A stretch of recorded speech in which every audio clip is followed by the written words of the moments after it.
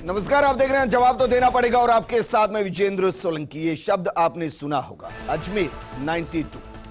दरअसल 1992 की वो घटना जो अजमेर के अंदर घटी और जिसने पूरे देश के अंदर सनसनी पैदा कर दी, क्योंकि इस घटना की जो तार थे वो दरगाह के खादिम से जुड़े थे। इस घटना के जो तार थी वो कांग्रेस से जुड़े थे। इस घटना के जो तार थी वो एक ऐसे पत्रकार से जुड़े थे जिसने अपने अखबार के जरिए एक ऐसा खुलासा किया जिसके बाद हत्याओं का एक ऐसा सिलसिला शुरू हुआ, आत्महत्याओं का एक ऐसा सिलसिला शुरू हुआ जो एक लंबे दौर तक चला। क्योंकि कहा गया कि एक ऐसा स्कैंडल था जिसमें लड़कियों को शिकार बनाया गया, उनके फोटो, नग्न फोटो खींचे गए और उसके जरिए एक ऐसी कड़ी बनाई गई कि एक के बाद एक लड़कियां इस चक्रव्यूह में फंसती चली गई। लेकिन जब खुलासा हुआ तो खुलासा होने के साथ कई ऐसी घटनाएं घटी जिनको लेकर कई सवाल खड़े हुए। सवाल उस घटना को लेकर बनी इस फिल्म पर भी खड़े हो रहे हैं। मसलन इसमें कई ऐसे तथ्यों को दिखाया गया जो शायद असल घटना से जुड़ते नहीं हैं। जैसे कि जिस मदन राठौर ने इस पूरे घटना का खुलासा अपने अखबार के जरिए किया, उसको इस फिल्म में ब्लैकमेलर दिखाया गया है। दिखाया गया कि लाखों रुपए ब्लैकमेलिंग के जरिए उसने लिए, उसने एक गाड़ी खरीदी, जबकि राजस्थान जानता है कि मदन की हत्या किस तरीके से स्कूटर पे जब वो जा रहा था उस दौरान उस पर गोलियां चलाई गई, उसके बाद अस्पताल में गोलियां चलाई गई। इसमें यह भी कहा गया है कि एक हिंदू का नाम इसलिए जोड़ दिया गया क्योंकि सांप्रदायिक दंगे ना फैल जाए, इसलिए नाम जोड़ा गया। जबकि सच्चाई यह है कि जो फिल्म को, जो फोटो फिल्म होती है उसको जो धोने का काम करता था वो सच में एक हिंदू था और वो इसमें एक बड़ा आरोपी था। इस पूरी फिल्म के अंदर उन खादिम आरोपियों को भी पूरे तरीके से दूर कर दिया गया जिनके ऊपर मुख्य आरोप थे। इस फिल्म के अंदर एसपी के बेटी के साथ, उस वक्त के एसपी की बेटी के साथ दुष्कर्म दिखाया गया, जबकि ऐसी कोई घटना रिकॉर्ड में नहीं। इसके साथ ही उस एसपी की बेटी के संबंध उस पत्रकार के साथ दिखाए गए, मोहब्बत दिखाई गई जिसने इसका खुलासा किया, जबकि उस पत्रकार की एक बीवी थी, उसके बच्चे थे जिस जोर में घट रहा था। तो क्या वाकई में फिल्म के नाम पर सच्चाई को बताते बताते झूठ की एक ऐसी फिल्म तैयार कर दी गई जो वास्तविकता से बहुत दूर चली गई? और क्या इतिहास को छेड़ा गया है और इस घटना को जानबूझकर छेड़ा गया है? आज बात इसी मुद्दे पर कि अजमेर 92 कितनी सच और कितनी झूठ।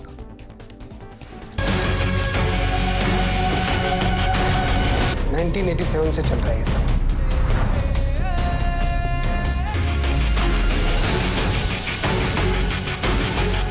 ये जिस तरह की न्यूज छपी है, कहीं ये हिंदू मुस्लिम का मुद्दा न बन जाए।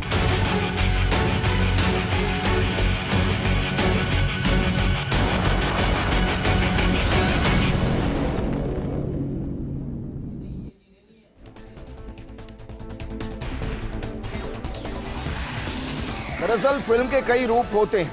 एक फिल्म होती है जिसे हम डॉक्यूमेंट्री कहते हैं, यानी कि जो डॉक्यूमेंट पर आधारित होती है, जो सत्य घटना पर आधारित होती है। एक फिल्म होती है जिसे हम फिक्शन कहते हैं, जिसके शुरू में ही कह दिया जाता है कि इसके तमाम पात्र काल्पनिक है, ये स्टोरी काल्पनिक है और इसका वास्तविक घटना से कोई लेना देना नहीं है। मेरा सवाल यह कि अजमेर 92 किस श्रेणी में आती है?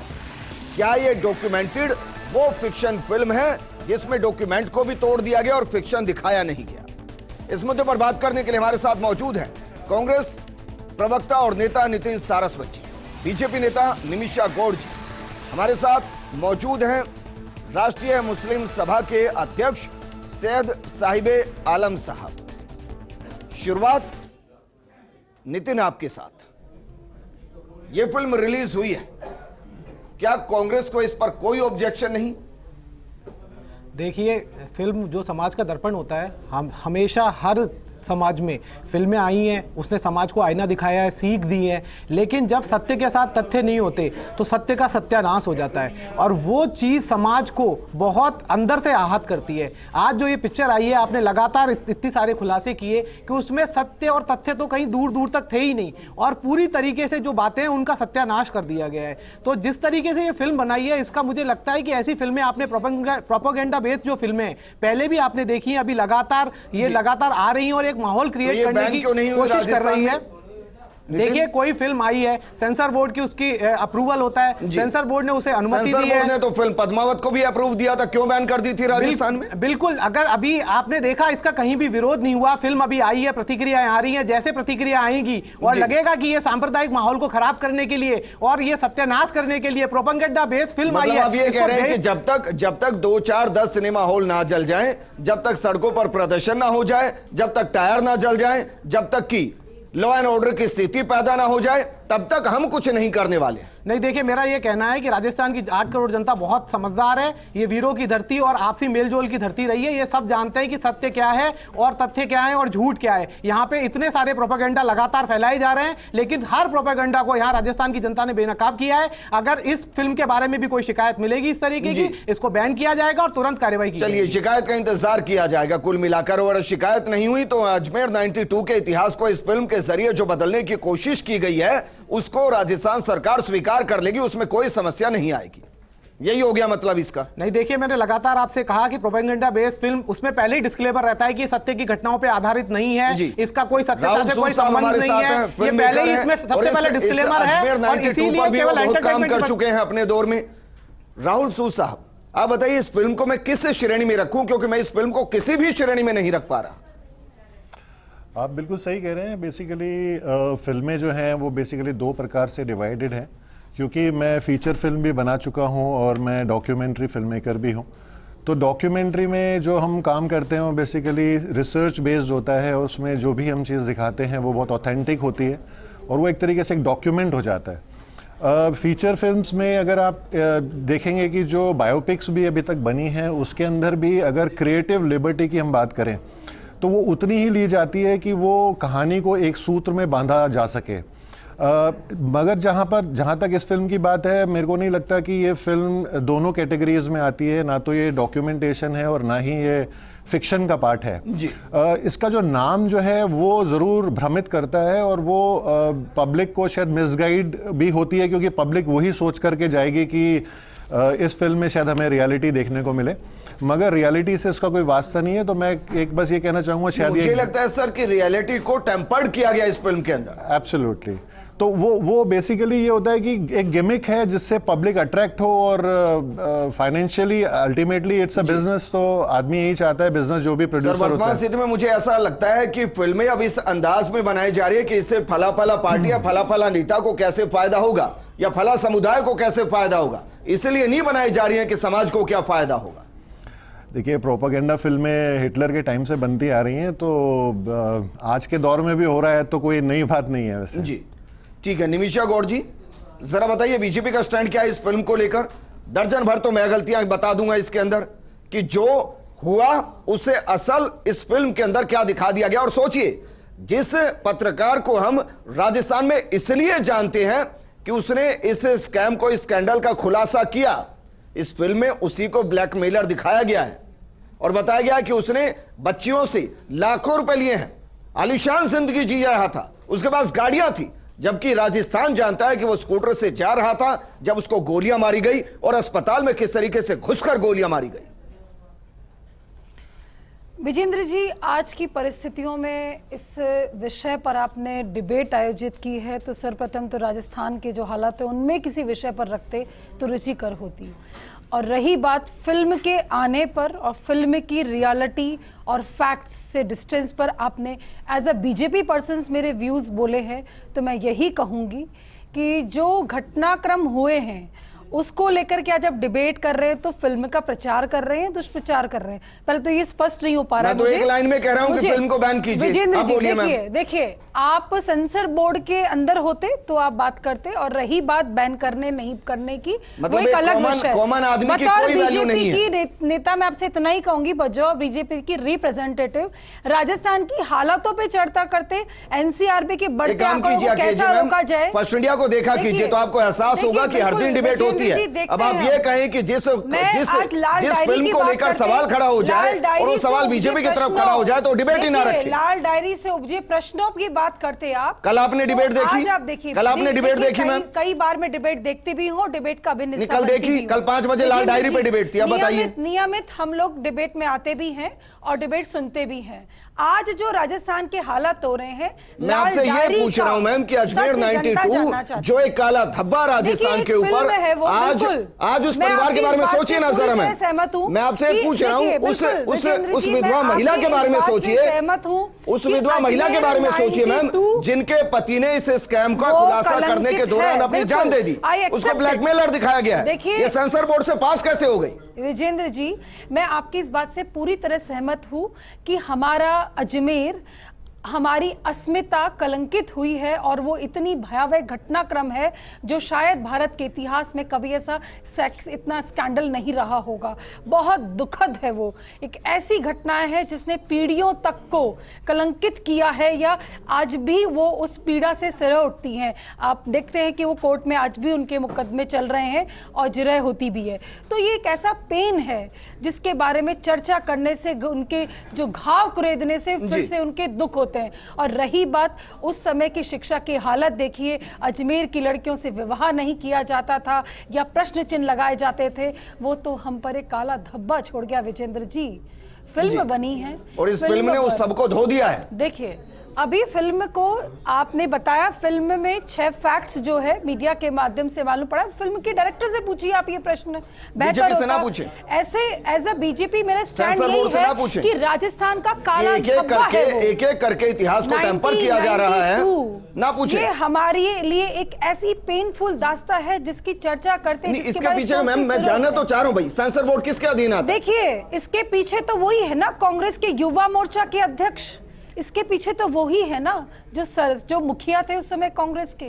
तो उस पे प्रश्न पूछते आप, वो जानकारी लेते आप। मतलब कुल मिलाकर ये कहें कि भाई वर्तमान स्थिति में इतिहास को कैसे भी तोड़ मरोड़ कर दिखाया जा सकता है। आदि पुरुष के जरिए मर्यादा पुरुषोत्तम श्री राम को क्वेश्चन किया जा सकता है, तो अजमेर 92 के जरिए उस पत्रकार को क्वेश्चन किया जा सकता है जिसने जान दे दी सच को सामने लाने के लिए और जिसका परिवार आज तक इंसाफ के लिए भटक रहा है। देखिए विजेंद्र जी, ये कांग्रेस पार्टी जिसने प्रभु श्री राम जी के अस्तित्व पर प्रश्न उठाया था, सुप्रीम कोर्ट में जिरह की थी, और आज प्रभु श्री राम जी के गुणगान गा के खुद को इनके मंत्री वंशज बताते हुए कहते हैं और आपकी सरकार में आदि पुरुष आती है। आपकी सरकार में आदि पुरुष आती है। देखिए आप विजेंद्र जी घटनाओं को ना बदलें, ये बहुत पेनफुल है हमारे राजस्थान की। इस दर्द को ही तो मैं महसूस कर लें तो फिर कहना ही क्या। उस परिवार का दर्द महसूस कर ले कि जिसके घर से चला गया, विजेंद्र जी, जिसके छोटे छोटे, आप जानते हैं जब उसकी हत्या हुई मदन के कितने छोटे छोटे बच्चे थे, एक 7 साल का, एक 5 साल का, विजेंद्र जी जो अर्थी के सामने मटकी लेकर चल रहा था। अजमेर की बेटी आज उनको बताया जा रहा है कि उनके पिता ब्लैकमेलर थे। पूरी तरह महसूस कर पा रहे हैं। उन हालातों में स्कूल्स में जाना, राजस्थान में इसको बैन करने की मांग क्यों नहीं की जा रही थी? लड़कियों की शिक्षा लगभग ब्लॉक हो गई थी। उन हालातों में मैं अजमेर की लड़की को बैन करने की बात क्यों नहीं की जा रही और केस क्यों नहीं इस फिल्म के अगेंस्ट? देखिए विजेंद्र जी, अजमेर 92 हमारा दर्द है। एक इतिहास होता है, उसमें बहुत से पन्ने लिखे जाते हैं और पन्ने किसी के खिलाफ होते हैं तो किसी को दर्द देते होते हैं। लेकिन ऐसा थोड़ी ना है कि जब उनको पन्नों को पढ़ते हुए उनको एक बार फिर से नए सिरे से गढ़ने की कोशिश की जाए तो कुछ पन्नों को फाड़कर फेंक दिया जाए और कुछ पन्नों पर जो लिखा हुआ था उसको अपने मुताबिक बदल दिया जाए। देखिए मेरा पहला मुतालबा यह है कि क्या वाकई सत्यता को प्रमाण की आवश्यकता है? नहीं है ना, तो ये फिल्म कौन होती है झूठ और सच दिखाने वाली? जब वो घटना रियल थी और उसका दंश पूरे अजमेर सहित मैं समझता हूं भारत की हर बेटी ने झेला है। तो ये फिल्म कौन होती है उसको ये साबित करने वाली कि कौन लोग आरोपी थे, कौन लोग आरोपी नहीं थे, कौन विक्टिम था, कौन जालिम था, कौन मुल्जिम था, ये मुद्दा नहीं है। मुद्दा ये है कि उस वक्त की जो 92 की जो 3 बड़ी त्रासदी थी वो ये थी कि आज जो बीजेपी की स्पोक पर्सन बोल रही है ना कांग्रेस के नेता, अरे होंगे कांग्रेस के नेता कौन से दूध के धुले हैं। लेकिन आप ये भी तो मत भूलिए कि 92 से लेकर 98 तक बीजेपी की सरकार थी, तो वो क्या हाथ पे हाथ धरे बैठी थी क्या? क्यों नहीं लिया एक्शन? बीजेपी की पुलिस थी, बीजेपी के पास में सारे अधिकार थे, क्यों नहीं लिया एक्शन? किसका इंतजार करते रहे? जब दैनिक नवज्योति के अंदर पत्रकार मदन द्वारा जब यह मामला लाया जाता है तब तो जाकर के बीजेपी की गवर्नमेंट की नींद खुलती है, क्योंकि बीजेपी गवर्नमेंट के कुछ सो कॉल्ड लीडर्स, उनके एमएलए और उस कांग्रेस के भी नेता और एमएलए उसके अंदर शामिल थे। पहला प्रोपेगेंडा यह सेट किया गया कि बच्चियों से एफआईआर ना ली जाए, उन पर दबाव बनाया जाए बच्चियों के ऊपर। लेकिन उसके बावजूद कुछ बच्चियां जब निडर होकर के सामने आई तो लोगों ने एक प्रेशर डाला, उनकी फैमिली ने प्रेशर डाला कि प्लीज गवर्नमेंट से कहा कि इस केस को लो प्रोफाइल रहने दीजिए वरना हमारी बच्चियां मर जाएंगी, हम सुसाइड कर लेंगे। तो वहां के जो रसूखदार लीडर थे, उस घराने के जो लोग थे, जो कल्पित थे, जिन्होंने ये रेप किया था, वो भी चाहते थे कि अच्छा ये मामला दबाया जाए। तो पहली कारण तो सरकार की निर्जलता थी ये कि सरकार के होते हुए इस मामले को दबाया गया। दूसरी चीज, जो लोग इसके अंदर शामिल थे वो चाहते थे कि ये केस लो प्रोफाइल हो जाए। ये देश का सबसे ज्यादा अंडर रिपोर्टेड केस रहा है। तीसरी चीज जो अहम थी वो ये थी कि जो मुख्य परिवार इसके अंदर शामिल था वो भी यही चाहता था कि हमारे साथ में कांग्रेस, बीजेपी, आला अफसर, आला अधिकारी, पैसे वाले, रसूखदार और यहां तक कि वो जो फिल्म का वो जो धोता था, ब्लूप्रिंट जो धोता था, जो भी फोटोज निकालते थे उस जमाने की जो भी टेक्निक होती थी, महेश लाडानी वो भी इन्वॉल्व था, वो भी उन बच्चियों को ब्लैकमेल करता था। तो आप ये सोचिए कि ये धंधा, ये स्कैम, ये स्कैंडल कहां तक गया। अरे 3 बच्चियां नहीं थी, हो सकता 300 हो सकता 3000 हो। आप क्या बात कर रहे हैं आंकड़े पेश करने की?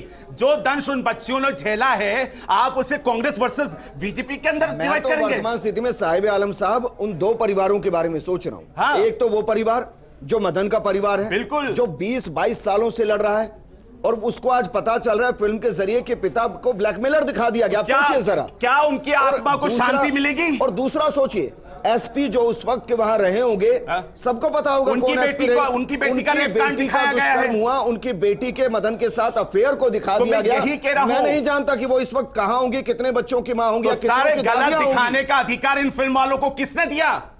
किसने अधिकार दिया? क्या जो पार्टीज बिना बात के हुरे आ रही हो, 92 आ रही हो, केरला आ रही हो, पद्मावत आ रही हो, पोस्टर फाड़े जा रहे हैं, थिएटर जलाए जा रहे हैं, तो उनकी रूह कांपती नहीं है? क्या उनको सांप सूंघ जाता है कि उनके मुताबिक फिल्में आएंगी तो चलने देंगे और उनके मुताबिक फिल्में नहीं आएंगी तो नहीं चलने देंगे? गंभीर सवाल है नितिन, वाकई में गंभीर सवाल है ये। सवाल मैंने आदि पुरुष के वक्त भी उठाया था कि कहीं बैन नहीं हो रही, राजस्थान में बैन कीजिए, नजीर पेश कीजिए, मर्यादा पुरुषोत्तम तो सबके हैं। देखिए, और अब यहां भी मैं यही कह रहा हूं कि भाई एक फिल्म ये कहीं से तो उनको बताना पड़ेगा ना कि भाई आपकी ये इस तरीके से डिस्टॉर्टेड फिल्म और हिस्ट्री नहीं चलेगी, इनके खिलाफ केस दर्ज कीजिए। बिल्कुल कीजिए केस दर्ज। देखिए पूरा विजेंद्र समाज जी, आपके साथ है। देखिए विजेंद्र जी, आप लगातार देख रहे हैं कि जिस तरीके से कश्मीर फाइल्स हुई, केरला स्टोरी हुई, आदि पुरुष हुई, जिस तरीके से तथ्यों को गलत पेश किया गया है, आपको पता है ये ऐसा क्यों हुआ है? क्योंकि जो मिनिस्टर है वो खुद गोली मारो सालों को पब्लिकली प्लेटफॉर्म पे ऐसे बयान देते हैं। इसलिए इस तरीके की चीजें जो जिनके अंदर ये सेंसर बोर्ड आता है, ये सब बहुत जरूरी है। सर राज्य सरकार उस मिनिस्टर के अधीन आती है? नहीं, बिल्कुल नहीं आती है। राज्य सरकार को रिपोर्ट करनी है उस मिनिस्टर को। बोर्ड से लगातार इस तरीके की जो फिल्मों को अनुमति दी जा रही है वो इसी कारण है क्योंकि वहां वो मिनिस्टर बैठा हुआ है जो समझिए इस केस को समझिए नितिन, ये केस अभी भी अंडर जुडिक्शन है। बिल्कुल, आप समझ रहे हैं मेरी बात। और उस अंडर जुडिक्शन केस के अंदर जिस तरीके से फैक्ट को डिस्ट्रॉय कर दिया गया,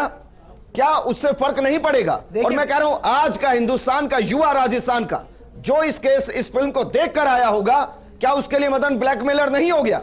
देखिए विजयन जी, मैं सबसे पहले बता रहा हूं कि आपने तथ्यों की बात कही, मैंने सेंसर बोर्ड की बात करी। अगली बात मैं बता रहा हूं कि आज केंद्रीय मंत्री, कानून मंत्री केवल मणिपुर फाइल्स, आज हम 30 साल पहले की बात कर रहे हैं जहां के कोई फैक्ट नहीं है, इधर उधर करके हम जैसे तैसे तोड़ रहे हैं, सोशल मीडिया नहीं थी। आज मणिपुर फाइल्स हो रहा है जहां सामने सारे तथ्य मौजूद है और केवल राजस्थान को बदनाम करने के लिए, केवल राजस्थान को बदनाम करने के लिए आज केंद्रीय कानून मंत्री ने डिबेट करूं, ट्वीट किया जाता है। जिस दिन मैंने मणिपुर पर डिबेट किया आपका कोई प्रवक्ता होगा वो क्या बोलना था? एक केंद्रीय मैं आपसे बात कर रहा हूं अजमेर 92 को लेकर। कांग्रेस का सुभाष पापड़ीवाल जी हमारे साथ जुड़ गए हैं। उनको पागल घोषित करके दोनों अलग रखा बोल रहा हूं, है। दोनों को बोलना चाहूंगा, मेरे लिए पॉलिटिकल नहीं, पॉलिटिकल से ज्यादा मेरे लिए इमोशनल इशू है कि जिन परिवारों के साथ इस फिल्म के जरिए ज्यादती कर दी गई उनके लिए कोई धनी धोरी है या नहीं।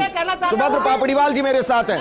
सुभद्र पापड़ीवाल साहब, एक मिनट नितिन, एक मिनट। अरे सर, जानते हैं बीजेपी की सरकार थी, जानते हैं, ठीक है जी। और ये कांग्रेस से रिलेटेड करके बता रहे, मैं कह रहा हूं आज भाजपा का एक दुष्कर्म के आरोपी पकड़ा गया, एबीवीपी का कार्यकर्ता 4 घंटे में पकड़ा। एक मिनट, अगर वो गलत, कार्य कुछ भी हो, नितिन गलत, गिरफ्तार करते, नितिन गलत, गिरफ्तार करते, सजा दिलाते। नितिन गलत, राजस्थान में भी असफल रहे उस समय और आज मणिपुर में भी असफल गलत हो। बात, नितिन गलत बात। देखिए, बिना फैक्ट के कम से कम मेरे प्रोग्राम में बोलने की किसी को इजाजत नहीं दूंगा। ये राजनीतिक रोटियां सेकते हैं ये। आप बताइए, सुभद्र पापड़ीवाल जी हमारे साथ किस आधार पे बोला है आपने? ये फैक्ट सुभद्र झूठ पापड़ीवाल है जी वो। हमारे साथ हैं। सुभद्र पापड़ीवाल जी, मुझे लग रहा है कि वीएचपी को एक बार फिर से मंथन करने की जरूरत है कि भाई वर्किंग स्टाइल क्या हो।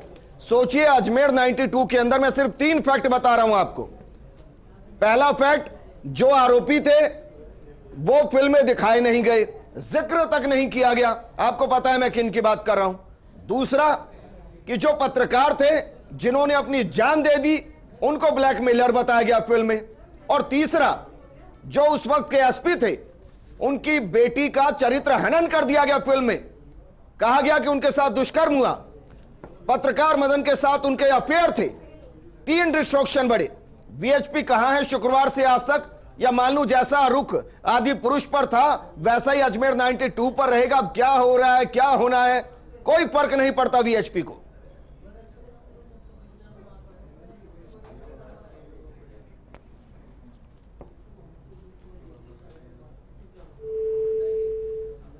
सुभद्र पापड़ीवाल जी, आपकी आवाज नहीं आ रही है। सवाल मैं दोबारा नहीं करूंगा आपसे, बस आपका जवाब लूंगा जब भी आपका कनेक्शन हमारे साथ सही तरीके से बन जाएगा। लेकिन वापस मैं आपको जोड़ रहा हूं सर, आपके साथ ऑडियो का इशू है। सुभद्र पापड़ीवाल जी सुन पा रहे हैं? नहीं, अभी आ रही मेरी आवाज आपको? सर बिल्कुल स्पष्ट आ रही है। सवाल आपके पास आ गया, जवाब दीजिए। आ चुका मेरे पास। मैं निवेदन करना चाहता हूं कि इस पिक्चर को लेकर के जो चर्चा आप कर रहे हैं वो समसामयिक है। इस पिक्चर में सिर्फ बकवास की गई है, बैलेंस करने की कोशिश की गई है, जैसा कि लगातार बॉलीवुड करता आ रहा है। वास्तविक तथ्यों से नजरें चुराई गई है। न जाने अपने आप को पॉलिटिकली करेक्ट दिखाने की मजबूरी पॉलिटिशियंस की तो समझ में आती है, लेकिन ये फिल्म मेकर्स को क्या प्रॉब्लम है ये समझ से बाहर है। हालांकि इनका जनता बहिष्कार कर रही है। आप फारूक चिश्ती की बात करें, नफीस चिश्ती की बात करें, अनवर चिश्ती की बात करें, चिश्ती खानदान का जो एपी सेंटर था, जो फारूक चिश्ती, नफीस चिश्ती, अनवर चिश्ती और उनके दोस्त, वो अजमेर की वही दरगाह थी जहां भारत का सबसे पहला सुनियोजित दंगा 1948 में हुआ था। उसी जगह से ये उद्भव होता है इस पूरी योजना का। और इस कार्य मैंने आपसे इतिहास नहीं पूछा सुभद्र पापड़ीवाल जी, मैंने ये पूछा कि जिसको बदल दिया गया है उस पर वीएचपी क्या कर रही है। ये राजस्थान जानता है, देश जानता है जो भी आप कह रहे हैं। देश के नेशनल लेवल के प्लेटफॉर्म्स के सभी प्लेटफॉर्म के ऊपर इस विषय पर विश्व हिंदू परिषद के वकील सुप्रीम कोर्ट में भी खड़े हुए हैं, संबंधित हाई कोर्ट्स में और सेशन कोर्ट्स में खड़े हुए हैं। हमने अपील भी जारी की है, जिनको इन्होंने बरी कर दिया है उनके खिलाफ अपील जारी हो चुकी है जी। आपके मैं तो फिल्म की बात कर रहा हूं सर, क्या फिल्म के खिलाफ कुछ किया अभी तक? हुए हमारा, हम इनकी हकीकत केवल यहीं की नहीं, केवल देश की नहीं पूरे विश्व की हकीकत बता रहे हैं कि ये उद्गम एक ही तरीके से क्यों होता है। सुभद्र पापड़ीवाल जी, मैं आपसे सवाल ये कर रहा हूं कि भाई फिल्म आ गई है, फिल्म को देखा जा रहा है, राजस्थान में भी देखा जा रहा है, वीएचपी क्या कर रही है? या तो आप भी एक सिनेमा हॉल के अंदर एक स्क्रीन बुक कर दीजिए, सभी बीजेपी प्रवक्ताओं कार्यकर्ताओं को दिखा लीजिए कि भाई क्या घटा है, देख लीजिए आप। समझते हैं भाई। हम लोग सोलंकी जी, मैंने पहले भी बताया था आपको, हम अराजक संगठन नहीं है। सड़कों पे आके पथराव करना हमारा काम नहीं है। हम जागरूकता की बात करते हैं, जनता को तथ्यों से अवगत करवाते हैं, हम फैक्ट सामने लाते हैं और इन सब का संज्ञान जनता लेती है, समाज लेता है, और हम सभी समाजों को साथ लेकर चल रहे हैं। हमारा काम सड़कों पे पत्थर फेंकना या कांच तोड़ना या गाड़ियों में आग लगाना, ये हमारा काम नहीं है भाई। हम आपको पहले भी समझा चुके हैं, हम कोई भी अराजक संगठन नहीं है, हम बौद्धिक जागृति की बात करते हैं। अच्छा, विश्व हिंदू परिषद का लोगो क्या है सर? धर्मो रक्षति रक्षितः। और कौन है उसमें? कौन है? बड़का पेड़ है सर उसमें एक। ठीक है सर, तो बड़ के पेड़ की तरह ही मजबूत रहिए सर, और ऐसे ही छाया फैलाते रहिए, चाहे आपकी जड़ों में ही कोई आग क्यों ना लगा जाए। सर देखिए, सड़कों पे तो आएंगे नहीं, बाकी छोड़ेंगे नहीं कुछ, बचता भी नहीं सर कुछ। राहुल सूद, क्या वाकई में एक ऐसा कानून आना चाहिए कि इतिहास को अगर कोई भी दर्शाने की कोशिश कर रहा है फिल्म के माध्यम से, तो उसके लिए बाकायदा एक कमेटी बनेगी जो उस इतिहास से जुड़े संदर्भों की एक्सपर्ट होगी। जब तक वो अप्रूवल नहीं देगी, फिल्म स्क्रीन पर नहीं आएगी। देखिए, जहाँ तक इतिहास की बात है तो ज़रूर होना चाहिए, मगर मुझे नहीं लगता कि ये कोई इतिहास है। और ये जो डॉक्यूमेंट्स अवेलेबल भी हैं उस पर रिसर्च करके आप फिल्म बना सकते हैं, बट एज सच ये कहना बड़ा डिफ़िकल्ट होगा कि जो फिल्म बनी है उसके पीछे पुलिस में क्या कार्रवाई हुई या उसकी एक्चुअल फैक्चुअल रिपोर्ट्स क्या थी। बट हाँ, जहाँ तक इतिहास की बात है, मैं टोटली एग्री करता हूँ कि इतिहास में जो चीज़ें डॉक्यूमेंटेड हैं उस पर रिसर्च करके बनना चाहिए। बट ऑफ लेट जैसे जो मुगल्स का, जैसे मैंने पढ़ा NCERT में, चैप्टर्स हटा दिए गए हैं, तो फिर अब इतिहास का तो मैं कुछ ज़्यादा इस पर कमेंट नहीं करना चाहूँगा। जी ठीक है सर, कुछ चैप्टर हटाते हैं तो कुछ चैप्टर जोड़े भी जाते हैं। इनको हम हो सकते हैं कि वक्त की नज़ाकत के साथ समझ ले, लेकिन इतिहास तो आपको हर जगह मिल जाएगा। सवाल ये कि इतिहास को क्या नए सिरे से गढ़ा जा रहा है। सईद आलम साहब, मैं सिर्फ एक ही रिक्वेस्ट कर रहा हूं सर, क्या इस फिल्म को बैन करने की मांग राज्य सरकार से की जाए? बिल्कुल सर, की जाए। और मैं एक बात ये कहना चाहता हूं कि कब तक इस देश के अंदर सियासत से मुतासिर होकर फिल्में बनाई जाएंगी? क्या जो घटनाएं रियल हुई हैं, क्या वो हमारी आत्माएं झंझोरने के लिए काफी नहीं है? क्या हम सत्यता को दिखाएं? क्या इस फिल्म को बैन किया जाएगा राजस्थान में, हाँ या ना? सिर्फ बिल्कुल, इसके ऊपर बैन करने के हम सरकार से खुद हम जाके बात करेंगे, मुख्यमंत्री जी से कहेंगे बैन किया जाना चाहिए। लेकिन मैं कहना चाहता हूं, आपने लगातार कोई बात नहीं सर, मेरे पास गलत मौजूद है, केंद्र को लिखा जाएगा फिल्म को बैन किया जाए। आपने प्रश्न उठाया जी, हाँ या ना? सिर्फ देखिए विजेंद्र जी, पीके जैसी फिल्में जिसमें हिंदू देवी देवताओं का उपहास उड़ाया जाता है, उस पर आप डिस्कस करते रहे, उस पर भी डिबेट करते। चलिए, शुक्रिया हमारे साथ जुड़ने के लिए तमाम मेहमान का। हम ये मांग करते हैं कि इस फिल्म को बैन इसलिए किया जाए क्योंकि तथ्यों को छेड़ा गया और कई परिवारों को अंदर तक झंझोड़ कर रख दिया गया।